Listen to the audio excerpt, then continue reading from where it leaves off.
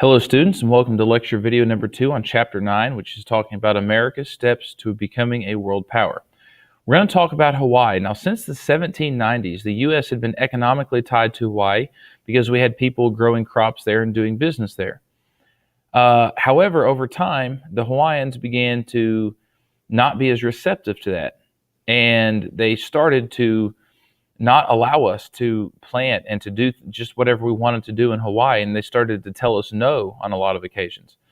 So therefore, a group of rebels led by the founder of the Dole Fruit Company, Sanford B. Dole, raised an army and overthrew the last Hawaiian queen, which was named Queen Liliuokalani, and installed a new government that was receptive to American planters. In other words, they let the Americans do business there again. So the next time you eat a Dole pineapple, think of the Dole Fruit Company that helped to overthrow the last queen of Hawaii. However, President Cleveland, Grover Cleveland, the president at the time, refused to annex Hawaii. To annex, by the way, means to add the territory into your country, because he didn't like the way that this all went down. He didn't like the fact that an American company had overthrown them. He thought it was immoral, so he refused to annex it. However, in 1898, when President William McKinley comes into office, he finally annexes Hawaii. Now, section number 2 is all about the Spanish-American War. The Spanish-American War is a little-known war. It's a less talked-about war, but yet very important to the United States becoming a world power. So, what were the causes of this war? The first cause is that the Cubans rebelled against Spanish rule. Spain had taken control of Cuba, and the Cubans didn't like this, so they began to rebel and to fight against the Spanish. Now, Americans had invested a total of about $50 million in Cuban sugarcane. So when the fighting started to take place, this worried them because they thought they were going to lose their investment. They were afraid they were going to lose a bunch of money. This instability concerned Americans because they'd invested so much money there. The rebellion, by the way, was led by a man named Jose Marti, the Cuban freedom fighter.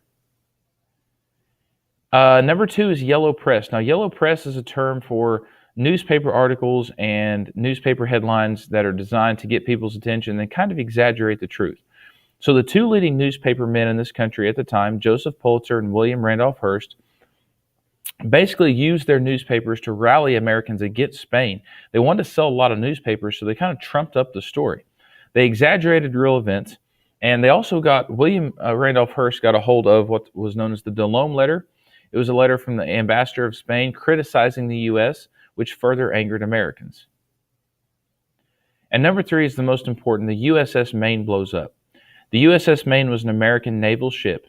I explained to you earlier that American businessmen were concerned because of the fighting, and they were afraid they were going to lose their investments in Cuba. In response to this, the United States sent the USS Maine to Cuba to sit in the waters and monitor and make sure things did not get out of hand. While the ship was sitting there, there was an explosion and did very, very heavy damage to the ship. And yellow press, the exaggerating stories of the newspapers, immediately blamed Spain without any evidence. After an investigation, they found out that a mine that was planted by the Spanish had blown up the ship. However, future investigations ruled that it probably wasn't anything to do with that, but probably a malfunction in the boiler of the ship. However, this was not known at the time. At the time, the investigation said that the Spanish had destroyed our ship. Because of this, McKinley asked Congress to declare war against Spain, which they did. Part of this was the Teller Amendment tacked onto the war authorization, and it said that after the war, when we defeated Spain, we would not annex Cuba. This was passed by a congressman named Teller that didn't think we should be imperialist, that didn't think we should take territories, and didn't want this to be a reason for us to take Cuba. They said, after we win, we're going to return Cuba back to the people and let them rule themselves. The declaration of war took place on April 19th, 1898. Now, one of the most famous war heroes of this during this was George Dewey. He was an American naval officer, and he defeated the Spanish in the Philippines, in Manila, the Philippines, and completely destroyed the Spanish fleet. This says that they were held by Cuba. That should say Spain. The Philippines were held by Spain. That's why we were fighting in the Philippines. We destroyed them completely there. Emilio Aguinaldo was a Filipino freedom fighter. He was fighting against the Spanish rule in the Philippines, much as Jose Marti was fighting against Spanish rule in Cuba.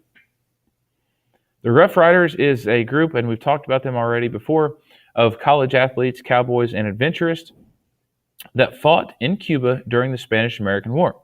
They were led by Teddy Roosevelt, who won the Congressional Medal of Honor for the Battle of San Juan Hill, in which they ran directly into enemy fire and overtook the hill from the Spanish.